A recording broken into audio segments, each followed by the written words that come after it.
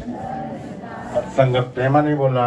सत्संग जी जशी विनंती केली होती डॉक्टर सलमान जी सद्गुरूंचा आशीर्वाद घेतील। त्यानंतर शीतलबाईंजी शीतल नवत्रजी हे पण तयार आहेत। प्रेमाने बोला।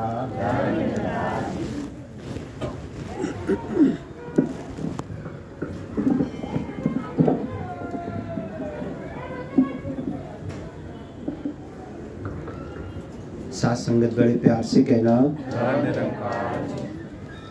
हरि मुख्य मळा पुण्याची गणना कोण करी। मला हरी भेटला का? हरी कुठे आहे? मी 10 वेळ पंढरपूर पाय गेलो, चप्पल काढून गेलो, पण मला हरी भेटला का? मला हरी कुठे है? हरी कोण है?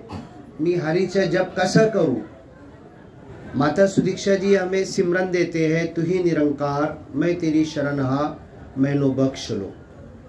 सिमरन के 3 बोल है, तू ही निरंकार। हमने जो ब्रह्म ज्ञान लिया है, एक निराकार को हमने जो माना है, एका ना जाना एका ला माना, एक हुआ। एक हरि को जो हमने माना है, एक हरि की जो ओळख और पहचान ली है, दूसरा शब्द कहते हैं मैं तेरी शरण हा। अभी हम लोग यहाँ बैठे हुए हैं, क्या बोलेंगे? टेरिस पर बैठे हुए हैं, महाराज जी के घर के ऊपर बैठे हुए हैं। हाँ, हमारा सिमरन क्या कहता है? मैं तेरी शरण हा।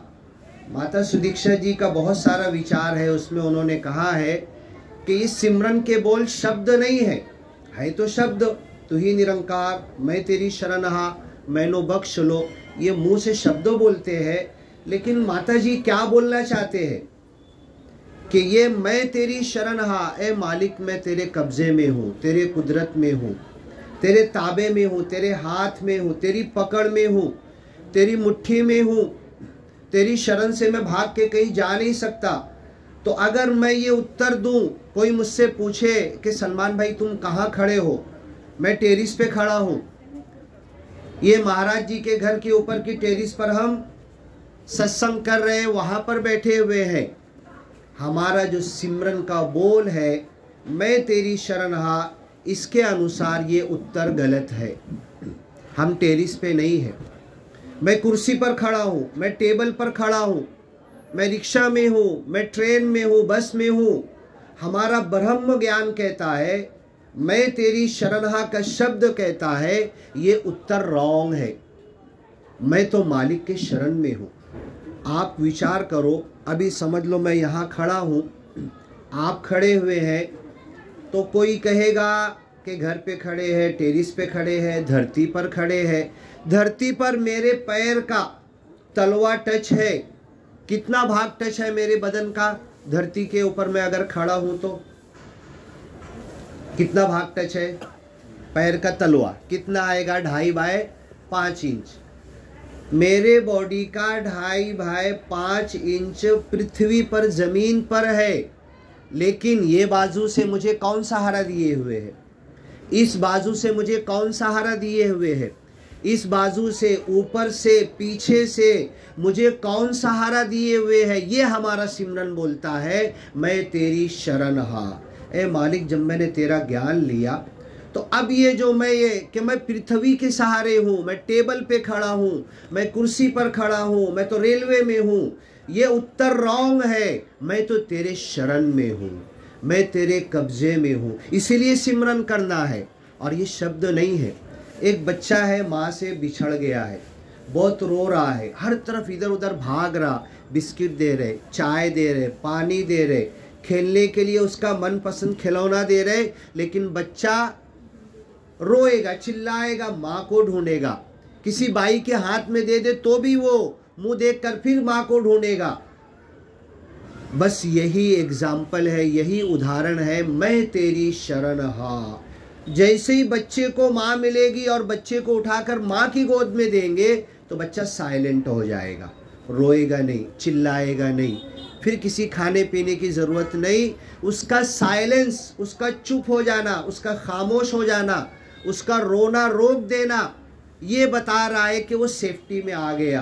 वो जो चाहता था, उसकी माँ उसे मिल गई। अब वो मुंह से नहीं बोल रहा कि मैं सुरक्षित हो गया, मैं माँ की गोद में आ गया, अब मुझे कोई टेंशन नहीं। बच्चा ऐसा बोल रहा है क्या? नहीं बोल रहा। तो माता सुदीक्षा जी ये बोलना चाहते हैं, जो हम सिमरन करते हैं ना, ये शब्द से प्रैक्टिकल बन जाए।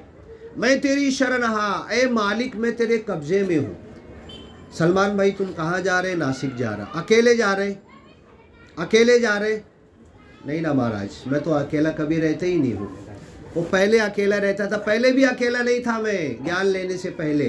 वो ज्ञान लेने के बाद मालूम पड़ा कि मेरा प्रभु निराकार मेरे साथ है, मैं कभी अकेला नहीं रहता। जब से ये ज्ञान लिया है तो ये शब्द मैं तेरी शरण हा, ये शब्द नहीं है, ये विश्वास, श्रद्धा, भक्ति, आनंद, फिर मुक्ति, ये आनंद की अवस्था बन जाए कि मालिक मैं तेरे हाथ में हूँ, तेरे कब्जे में हूँ, मैं अकेला नहीं हूँ, मुझे घबराने की कोई ज़रूरत नहीं, मैं तेरे शरण में हूँ। तो ये शब्द जो सिमरन में हम कहते हैं, और यही सोचकर हर जगह, वावर में, खेत में, हमारी माँ बहन खाना बना रहे, किचन में, हर जगह पर यही सिमरन करना है कि मैं तेरे शरण में हूँ। मैं वावर में नहीं हूँ, मैं काम नहीं कर रहा हूँ, मैं थका नहीं हूँ, मैं ऊन में धूप में नहीं हूँ, मैं पाउस में नहीं हूँ, मैं ठंडी में नहीं, मैं गर्मी में नहीं। ऐ मालिक मैं तो तेरे हाथ में हूँ, तेरे शरण में हूँ, तेरे कब्जे में हूँ। इस विश्वास, इस श्रद्धा और इस भक्ति के साथ कहना है, तब हम आनंद की अवस्था में जाएंगे। और माता सुदीक्षा जी जो कहना चाहते हैं कि सिमरन के बोल शब्द नहीं है, तो ये शब्द से हम ऊंचा उठ के मालिक के शरण में आएंगे और तब बोलेंगे मैनो बख्श लो, मालिक मुझे माफ़ कर दो। तो ये सिमरन हमें इसी याद के साथ करना है। हरदेव बाबा जी भी कहते थे, हम सत्संग भी खूब करते हैं, सेवा भी खूब करते हैं, लेकिन हमारे सिमरन में कमी है। बाबा जी क्या बोलना चाहते थे? निरंकारी बाबा ने जो सिमरन हमें दिया वही सिमरन वो भी करते हैं, रात में जागकर वही सिमरन करते हैं, और वही सिमरन हमें भी दिया। हमने सिर्फ उसे मुंह के बोल समझ लिया और मन कहीं और है, सोच कुछ और रहे हैं। खाने की वास आने लगी तो पेट में भूख आने लगी और सिमरन की तरफ से मन हट गया। नहीं, ये मेरा सिमरन झूठा है। मेरा सिमरन सच्चा कब होगा? मेरा सिमरन मालिक को याद करना, हरि मुख्य मणा, हरि मुख्य मणा। पूरी दुनिया कहती है आधे आधे घंटे की आरती, 45 मिनट की आरती पड़ती है, पर हरि भेटला का, हरि की तरफ माइंड लगा क्या? दिल, दिमाग, सोच, विचार, और हमने अपने आप को मालिक के, हरि के शरण में दिया क्या? ये ख्याल नहीं पैदा होता। ये जब ख्याल पैदा होगा और इस श्रद्धा के साथ, इस विश्वास के साथ कि ऐ मालिक जीते जी भी तेरे शरण में हूँ, मरने के बाद भी लीन होकर तेरी शरण में जाऊँगा, जीने से पहले मैं पैदा नहीं हुआ था तब भी तेरे शरण में था। जब ये विश्वास के साथ जब मैं बोलूँगा तो मेरे अंदर जो आनंद की अवस्था पैदा होगी, तो अगर मैं 9 बजे घर में बैठकर सिमरन कर रहा था, मेरी बहन, मेरी माता जी 9 बजे घर में सिमरन कर रही थी और डूब गई थी सिमरन में, महापुरुष डूब गया था सिमरन में, मैं तेरी शरण हा, तो मैं तेरे शरण में हूँ, हकीकत में हूँ, कोई शब्द नहीं है। अब मुझे खाने की, पानी की, धूप की, सर्दी की, गर्मी की, किसी चीज़ की कोई तकलीफ नहीं हो रही। तेरे शरण में तू सुख का सागर है, तू सब कुछ है, तो क्या किस चीज़ की ज़रूरत महसूस होगी? मैं तेरे शरण में हूँ। अगर 9 बजे के टाइम में इस अवस्था के साथ, इस आनंद के साथ मैं सिमरन कर रही थी, कर रहा था और डूब गया था, तो बाजू वाली औरत आकर पूछना चाहिए, बाजू वाला मर्द महापुरुष आके पूछना चाहिए कि कल 9 बजे मुझे बहुत अच्छी फीलिंग हो रही थी, तब बताना कि 9 बजे मैं सिमरन कर रही थी, 9 बजे मैं सिमरन कर रहा था और उस आनंद में मैं डूबा हुआ था, और उस आनंद का ओरा तेरे घर तक तेरे घर तक जा रहा था और तुझे महसूस हो रहा था, ये हमारा सिमरन होगा। ये बाबा हरदेव जी कहना चाहते हैं कि सत्संग भी खूब करते हैं, सेवा भी खूब करते हैं, खाना पका के खूब खिलाते हैं, मन से सेवा करते हैं, लेकिन सिमरन में कब डूबेंगे हम? हमारे सिमरन में कमी है।